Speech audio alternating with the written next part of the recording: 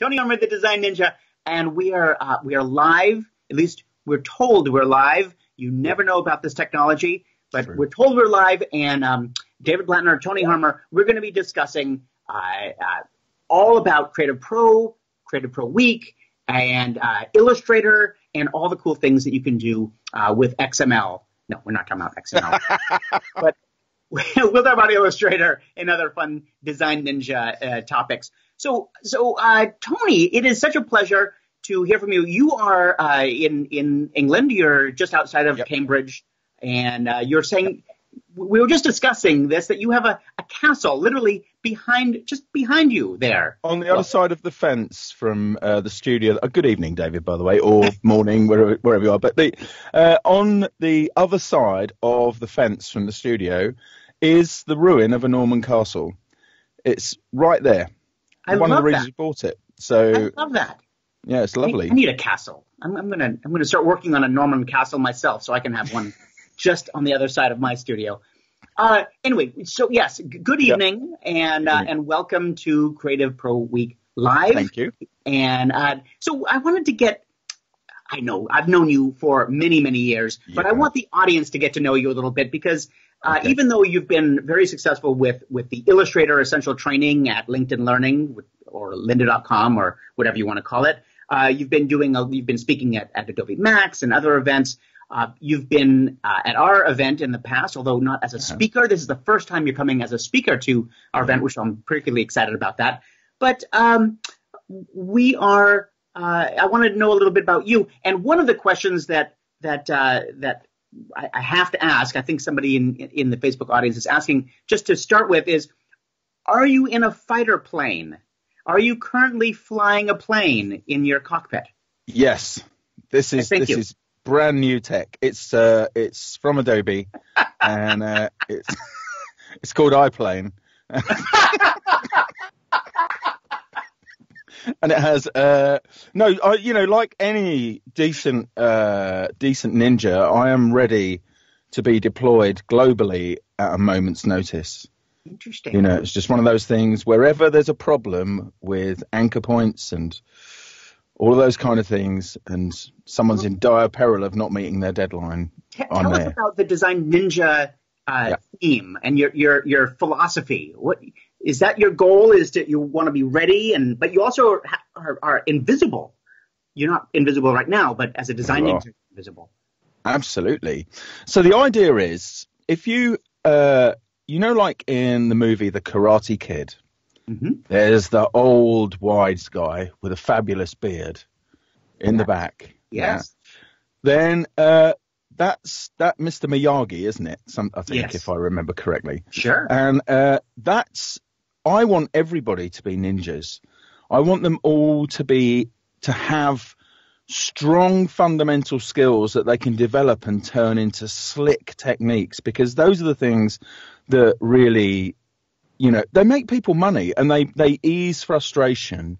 And so the whole wax on, wax off thing as well is something that I do most weeks on YouTube. I put a thing out called a shuriken skill, a shuriken being the sort of main throwing weapon of a ninja, but mine's made out of pens, and they can invest 5 minutes, no more than 5 minutes. I don't think I've got any Design Ninja shuriken skills that are longer than 5 minutes. 5 minutes of their week. Learn something new in Illustrator, Photoshop, or InDesign, and build on that skill, because it will make them faster, which means the next time they come up against a particular problem, they have a technique ready to deal with it. They're not wrestling against the tool. They understand how it works. So that's the thing. And people who watched me when I worked at Adobe, visiting all of these big customers, I can work really, really fast. And they would say, he is a ninja. And I thought, do you know what? I'm going to use that. And so that's what I did. And I started to ramp that up maybe 9 months before I left Adobe. And so how long were you at Adobe? You were on your own. You were working for a company. Then you worked for Adobe, and then now you're on your own again. Is that right? Yeah, pretty much. I mean, I was a contractor with Adobe for a number of years. I think if you totaled the time as a contractor with my full-time tenure, which was 5 years. I was just under 5 years for my full-time tenure. That would be 14 years, I think. Wow. In total, Wow. between the two. But I was, yeah, it's quite a while. But I mean, most of the time I was working in the training area and doing events. You know, I did a lot of events. So you remember Chris Kitchener, of course. Used to work with Chris quite a lot, and Michael Nines, and doing different events. And I was a UGM, which is a nice way of saying user group manager. Yes. Or unpaid group manager, which is the other way of expressing that particular abbreviation. But so I did that. Did the contractor stuff. Used to do Ask a Pro things all the time, all the events, and then they hired me, and then I left and came back out into the wild. Now, I'm not cut out for corporates. And most of the work you do as a design ninja or training design ninjas involves Adobe Illustrator, and that seems to be your real passion ultimately. But you do Photoshop, InDesign, as you mentioned. In fact, I have to take us back for a few years to, like, I don't know, 2008 or 9 or something, when you came to the Indesign Conference. It was a particular moment, one of the most memorable moments of the Indesign Conference ever, where you stood on stage and recited a poem. I think it was for the Ignite. Was it Ignite? It was the Ignite session, yeah. So what were they? Were they 30? No, they were a minute or something. Were they 2 minutes? 5 minutes. 5 minutes. 20 slides. That's it. Yeah. So I did a whole thing, and I changed. I did. I think it was 14 verses. I think in there, and it went down quite well. I remember that. Explain. So why? What was your purpose? What was your goal in this little bit of verse? So, InDesign, the only way to do a PDF form at the time was to, if you were working with InDesign, was basically to export it as a flat PDF, and then do all of the form work inside of Acrobat, like text frames and buttons and. Yep. Absolutely. All of those things, lists, drop-down lists, all of that stuff. Nothing super complex. So not like, I'll talk about Lifecycle in just a second, right? Because that was where the confusion was with Adobe. So you could say, well, that's not really hard labor. That's, it's not like going down into the cold, dark earth and fetching back coal. It could be worse. But it was a hassle. It was a pain. And many of us who had to do those PDF forms all the time, we were incredulous. Why can we not do that? Why do we have to do that in Acrobat all the time? Yeah.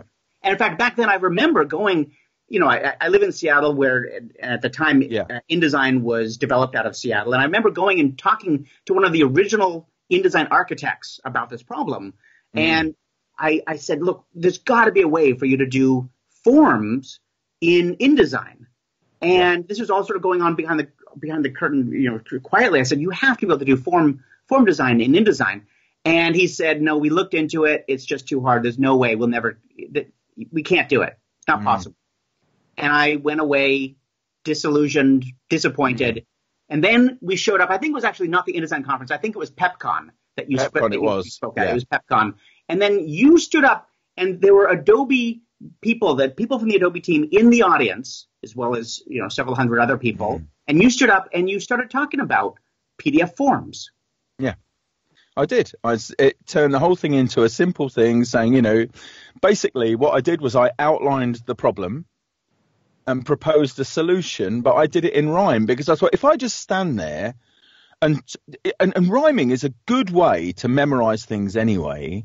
I did, to be fair, I had my tablet with me, I think, at the time, so I had everything there. You stood in front of lots of people trying to remember a rhyme, but by doing that, people had to pay attention because they didn't really know what was coming next. Rather than showing a load of pie charts and saying, well, this is the number of designers that actually make forms, and out of these, this is the number, big wedge, of people that really find it tedious when they have to change something and then go back and do the whole thing all over again. So in doing that, And all I wanted was a moment to get there. Oh, well, I wanted everybody to enjoy it. If you remember, I was talking about how InDesign had made me successful. It had made me an awful lot of money, because, you know, the way you can automate things and all of those things. And it had made me a fantastic amount of money. And there was a boat in one of the slides. There was a boat, and the name of the boat was called the Inda Money on there, and it had a load of people. I think Anne-Marie Concepcion has still got those slides. There was a load of people partying on a boat, and it was called the Inda Money. I don't remember that. That's the one. Yeah. I remember you standing there and reciting this poem, and I think you're absolutely right. It immediately captured people's attention because it was unlike anything anybody had done there. And the visuals just kind of went away, but just the fact of just the focus on your speaking, and the fact that you were talking in rhyme about PDF forms and the necessity to get that into InDesign and how important it was, it brought the house down. People just exploded afterward with applause, standing ovation. And the people, most importantly, this had such an effect on the developers, the InDesign team who was in the audience. And it was just wonderful. You could see their eyes light up like, we have to make this happen. Yeah. We just have to find a way. And it was only 8 or 9 months later when all of a sudden they shipped it. Yeah. I mean, something that went from impossible, we can't do it, to inspiration from you, Tony Harmer. You inspired the team and the everyone. Father of forms. And all on something so mundane about PDF forms, and yet it worked, and it changed people's lives. I mean, people are quantitatively and qualitatively happier because they can do forms in InDesign instead of, you mentioned Lifecycle, which was the bane of people's existence. Yeah. Designers hated Lifecycle. Well, no, it was a complicated product as well, but this was the misunderstanding that the engineers had. So the engineers thought, with all of the requests that had come in about forms, they thought that designers would want something comparable to Lifecycle. And in fact, they told me that because, I mean, that presentation got me my moment with the engineers to talk about it. And they said, look, this can't be done. It absolutely can't. I said, yes, it can. I said, you're looking at the Acro Forms architecture, not like that's the name for Acrobat forms, right? Yeah. The ones that are made in Acrobat, rather than the PDFX forms, which are made from the X forms that are run from Livestock. That's it. Yep. And I said, but these would be relatively simple things to add in. You are only talking about exceeding the tag that currently exists on objects. And that Michael, one of the engineers, Michael, suddenly stopped and he said, do you know what? When you put it that way, you know. Yes. Well, so I think that, and one of the great things about the InDesign Conference or PepCon, which are both part of CreativePro Week, you know, throw the little commercial plug in there. Part of CreativePro Week is having the engineers there, having the product managers there as well, and to have this kind of have everyone in a room together. You can create that kind of magic and that kind of connection that you just don't get any other way. I mean, there's the user voice forums. There's a wonderful, InDesign.uservoice.com is a great way to give feedback to Adobe. There's the pre-release and so on. But putting people in the same room together, it's just completely different. And it's very exciting. To me, it was memorable for many reasons, but obviously the verse. And I think that you're absolutely right. When you do something different like that, when you put a twist on it, it stands out in a way that it just doesn't any other way. And I want to mention that this coming CreativePro Week, which you are speaking at, you're going to be coming to CreativePro Week 2019 in Seattle. So looking forward to that. It's going to be great. And you'll be speaking at PSAI, which is the Photoshop and Illustrator conference for designers. It's really a focus on, there's lots of Photoshop stuff out there for photographers, but we're really focusing on the design market and the importance of that. And you'll be speaking about infographics, but you'll also be there. We'll talk about infographics in just a second, but you'll also be there for the InDesign Conference, and that will be a lot of people don't realize yet that this year, 2019, is the 20th anniversary of InDesign. So we're going to be celebrating, and Brad wrote in the notes, in the comments, Brad wants to know how we're going to be celebrating at CreativePro Week, the 20th anniversary, and that's good. How do you want to celebrate? Well, do you know, funnily enough, I actually met with the InDesign Group product manager here in London last night. Ah, okay. We did talk about this, and I gave him a long list of things that I think he should bring to the InDesign Conference. Like what? Give as an example. Well, I think 20 years, since K2, and all, it's and InDesign's kind of like any other lovely child. It's gone off to the dark side for a few years, where it doesn't really want to communicate with anybody, particularly thinks it's quite self-assured, and now it's come back out of that. And InDesign's like going, do you know what? I'm mature, I'm powerful, I'm ready to do things. So I don't know what he'll bring, but we definitely got to have cake. But don't tell my wife, because I'm not allowed any. But okay, all right. But no, I said, there should be some things, and gave him some ideas of different things that maybe he could do. I mean, impossible for everybody that comes in, maybe apart from badges, but but there should be some special things. There should be some special things that he gets you, and I think he was fairly convinced by that. So just to wait and see. It's going to be terrific fun. So we will definitely do some special things. We'll have some special gifts for people who come to the InDesign Conference this year. Oh my gosh. What is that? Is that an animation? Did you do that in InDesign? I know. That's why I'm a ninja.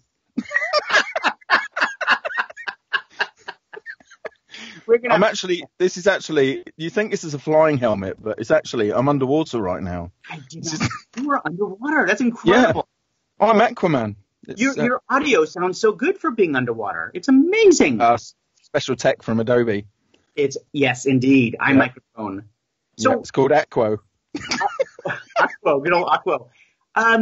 Now, infographics. I want to circle back to infographics. Very important. And I should mention that we were talking about your Ignite session earlier, and Anne-Marie has apparently, you hit it just right. Anne-Marie does have all those files, and she's posted a link to the PDF in the comments, so people can still get that. Believe it or not, after all these years, that's awesome.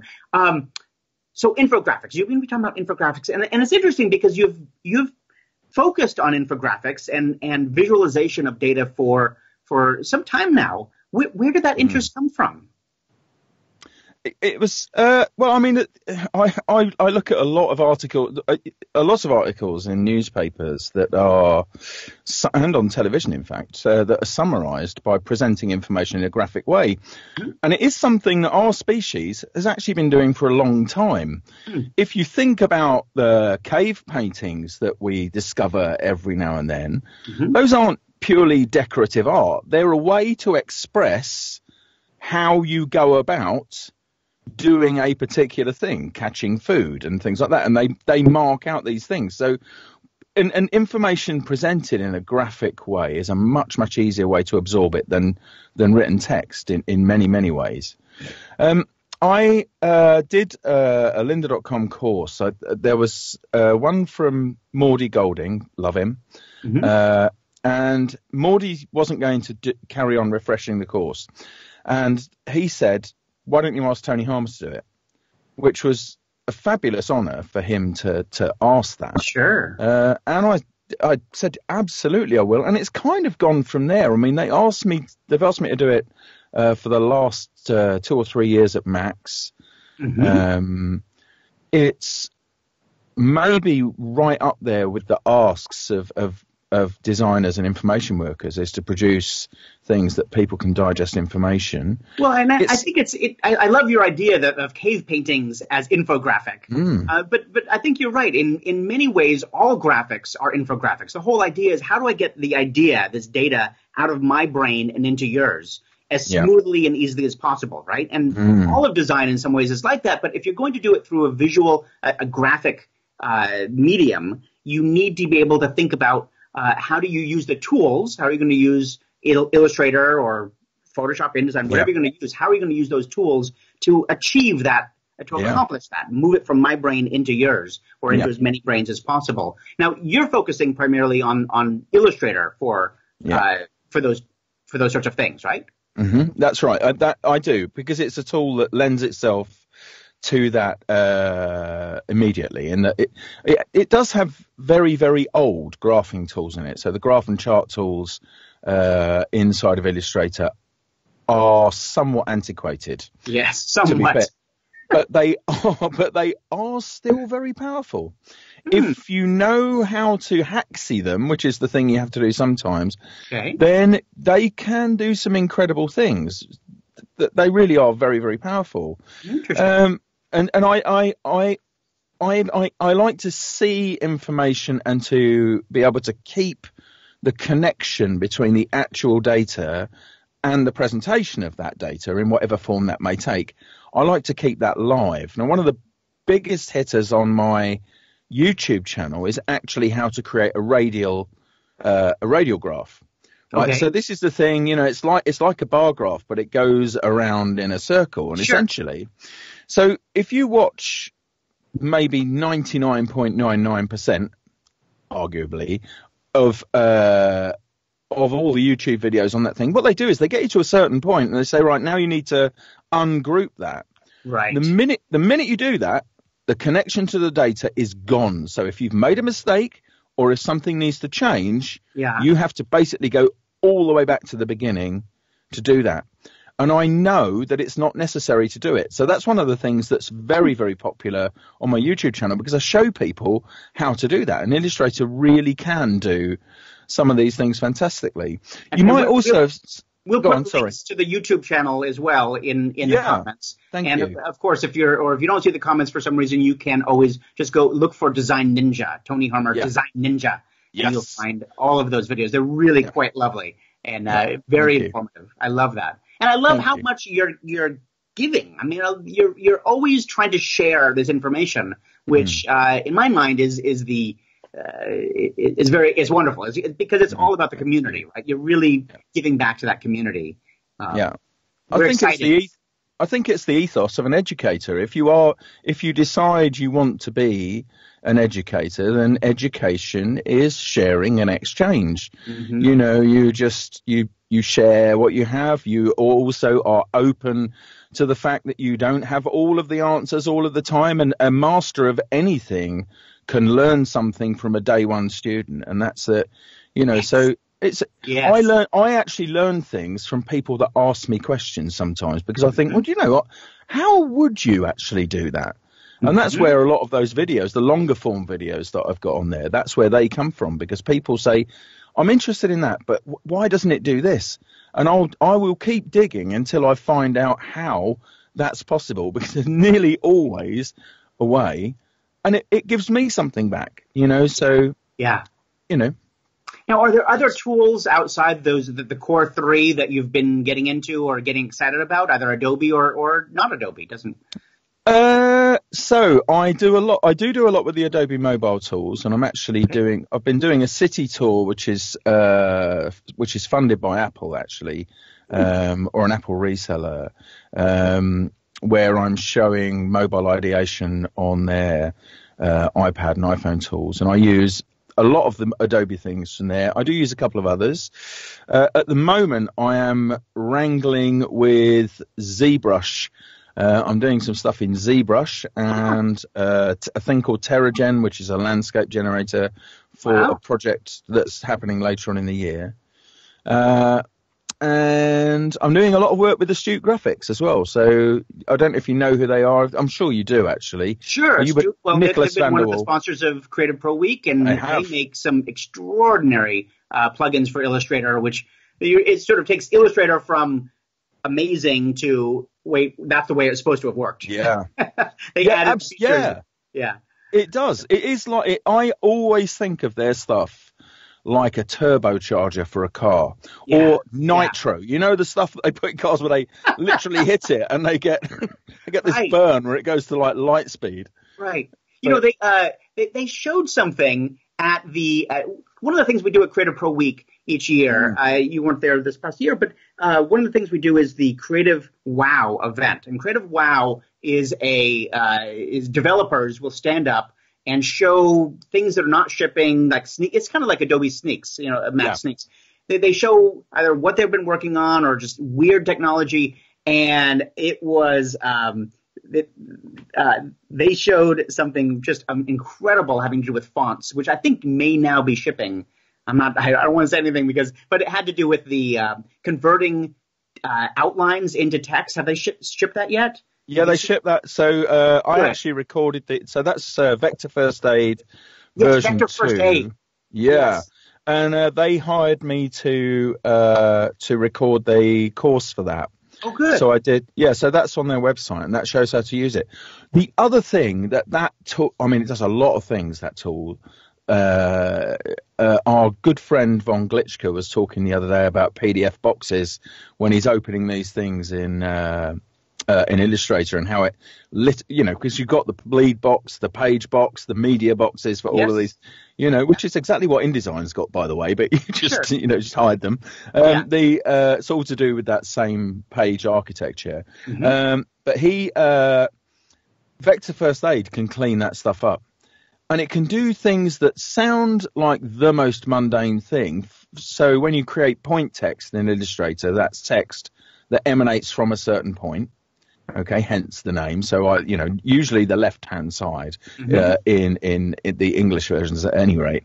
And when you decide to actually center some text, for example, the text just jumps across the page. Right. Not smart, and then you have to bring it back in. It's not smart at all. Yeah. So you have to kind of bring it back in. But Vector First Aid, with a simple click, actually does what you'd expect it to do. The text stays where it is. Exactly. But the point moves. It's like, come on. It's interesting. When I watch my kids, who are now teenagers, and I watch them use computers, and my younger son especially, he will just jump in and start doing things, and he has very clear expectations about how software should work. Right? He's grown up. He's a digital native. He has expectations of how it should work, and a lot of software doesn't. Illustrator is a great example. There's a lot of just old, crufty stuff in there. It doesn't work. Your example is a good one. It doesn't work the way you would expect. It's not intuitive. And the idea of adding software like Vector First Aid is a terrific way to make the software more intuitive. It make it work the way it's supposed to work. So anyway, I don't want to go too much on Astute, because that's a third-party thing. That's an extra thing. And there's a lot you can do with the software itself, with Illustrator. And I'm so glad that you're talking about that it's at very PSAI. powerful, very powerful. And in fairness to Illustrator, I know there are some people who are very critical of it, saying it doesn't do this, doesn't do that. Remember that product has a 32-year legacy, right, on which to run. It was one of the only, until XD, it was one of the only 2 products that Illustrator had built from the ground up. That Adobe had built from the ground up. Yeah. And this is the thing. People think, well, they built Photoshop. No, they didn't, because that was an acquisition from the Knoll brothers. That was their college project. The only 2 products that they'd built from the ground up were Acrobat and Illustrator. Even K2 was based on an acquisition. Yeah, that was from Aldous. Yeah. Interesting. I think there may have been some others, or maybe not some big ones, but certainly lots of little ones along the way. There may be a couple of, okay, so there may have been things, I'm thinking about things that lasted for more than 58 seconds. Yes, exactly. So if you're talking about Flash Catalyst. But you're absolutely right. Illustrator is the big brother of them all. And I started with Illustrator 1. And Illustrator 88 was I really enjoyed 88. Those were the days. Those were the days. Illustrator 88. I was at Macromedia then, so it didn't, I was Macromedia, so it didn't. You were in freehand land. I was in freehand land until I saw the way things were going. I thought, do you know what? It's probably time to start looking at Illustrator seriously. And those movies where I have a book coming along later on, and in my introduction to the book, I actually use this analogy. Those movies, like a sort of a Tom Hanks and Meg Ryan film, where 2 people meet each other, they really detest each other, and instantly that they're going to be inseparable by the end of the movie. Yes. That is the way I feel about Illustrator, because when I first started using it, I did not like it at all. Wow. I used it, and then I was using freehand in parallel, and I thought I'm going to stick with freehand. I think it's a better tool, and then of course I came back to it. But Illustrator itself had become a bit more freehand-like beyond CS3 after the acquisition from there. And now I as much as somebody can adore a piece of... What happened there? Oh, you jumped away for a second. Oh, you still have me? Jumped away. Are you back? I think I am. I think I've moved cameras, though. Yes, you suddenly shifted to a different camera. Very exciting. I have no idea what happened, but fortunately there are two cameras. Anyway, note to self, don't touch anything. Don't touch anything. No. But we do see different. The different perspective is great. We are going to have to close up though, because software can only go so far. We are going to have to end here. But I love what you're saying about the love-hate relationship with Illustrator, and how it sounds like the more you're using it, the more you've grown to love it. And now you're in there and massaging it and finding all the tips and tricks and then bringing them out to share with the community, which is awesome. Especially at CreativePro. And that's what you'll be doing at CreativePro and at PSAI at CreativePro Week. Yeah. And I'm really, really happy that you're going to be there. It's going to be great fun for sure. And it's terrific to see you, Tony, in real life. Real life. Well, video. I know. That's close enough to real life. And you, David. It's always awesome to speak to you. Always. We will be chatting more. Thank you so much for coming on and sharing some of your history and the history of the software. And thank you so much for sharing all those tips at Design Ninja. And did we see your poster in the back, the one that's held on? The badge at the back there. Design. Oh, I don't know if we're going to be able to see it in the screen, but we'll post a logo there to make sure everyone sees that. Yes, fabulous. Thank you very much. Thank you. I look forward to seeing everybody. So awesome. And thank you, Erica Gamet in the back end, who's making it all happen, making the technology work. Thank you so much for keeping this going. And for now, we'll say farewell. Bye. Wait. Can we see any more puppets? Yes, puppets. There's always puppets in my booth. There we go. Okay. Hi. I feel better now. All right. Now we can say goodbye. Bye. Bye.